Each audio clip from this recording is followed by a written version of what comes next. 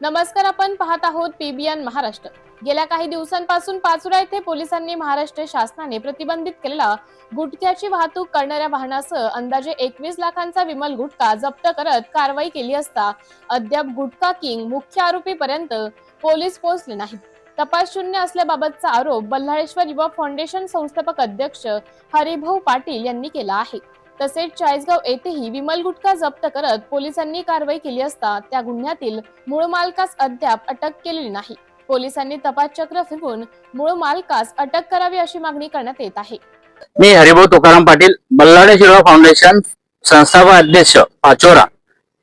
दिनांक 14/6/2025 रोजी पाचोरा पोलिसांनी नाकाबंदी दरम्यान पाचोरा शहरातील कॉलेज गेट चौकात एक सुमारे अंदाजित 21 लाखाचा गुटखा जप्तीवर कारवाई केलेली आहे। त्या कारवाईमध्ये फक्त वाहन चालकालाच आरोपी केलेले आहे। वाहन चालकाला आरोपी करून सोडण्यात आलेले आहे। पुढील तपास शून्य आहे।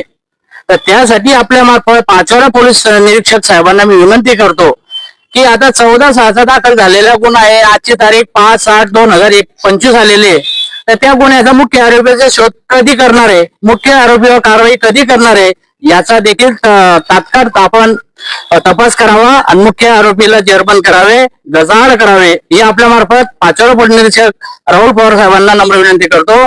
तसेच दिनांक 14/7 या 15/7 या तारखेला 7 ते 8 लाखाचा गुटखा चाळीसगाव पोलिसांनी जप्त केलेला आहे।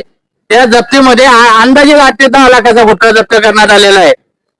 त्या गुटख्याच्या कारवाईत देखील वाहन चालकालाच आरोपी करण्यात आले आहे। वाहन चालक आणि किन्नर चाळीसगाव पोलिसांनी केली पाहिजे अशी आपल्या मार्फत चाळीसगाव शहर पोलीस ठाण्याचे पोलीस निरीक्षक साहेबांना विनंती आहे। तरी ही वारंवार गुटखा तस्करी करणाऱ्यावर आपली कारवाई का होत नाही की आपण मुख्य आरोपीपर्यंत पोहोचत नाही, का पोहोचत नाही या बाबत पाचोरा पोलीस असेल का चाळीसगाव पोलीस यांच्या बाबत जनतेमध्ये शंका निर्माण झालेल्या आहेत की मग सतत वारंवार गुटखा तुम्ही पण ऐकलेले आहेत, गुटख्यावर कारवाई झाली पण मुख्य मार्गावर कारवाई झाली कधी आपण ऐकलंय का? म्हणून त्याची हिंमत होते। आता काही काळांतरी पाचोऱ्यामध्ये या चाळीसगाव मध्ये गुटखा गाड्यांनी वाहनांनी येणं बंद झालेले आहे। परंतु रेल्वे प्रशासनात रेल्वेचा वापर करून समजा काशी असेल, गोरखपूर असेल, कामायनी असेल याच्यामध्ये इमलच्या या दुसऱ्या थैल्यांमध्ये इमल गुटखा सर्रास आवक होतोय।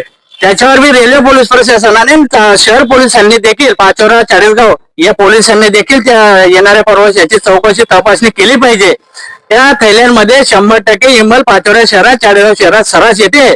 आता हे माफिया यांनी यांचा मार्ग बदललेला आहे। इमल गुटखा पाचोरा असेल का चाळीसगाव यांच्यामध्ये विक्री करण्याचा मार्ग बदलला आहे। यांनी आता प्रवासी सारखी थैलीमध्ये माल आणणं सुरू केलेलं आहे। याच्यावर देखील कारवाई करा आपल्या मार्फत ही विनंती करतो।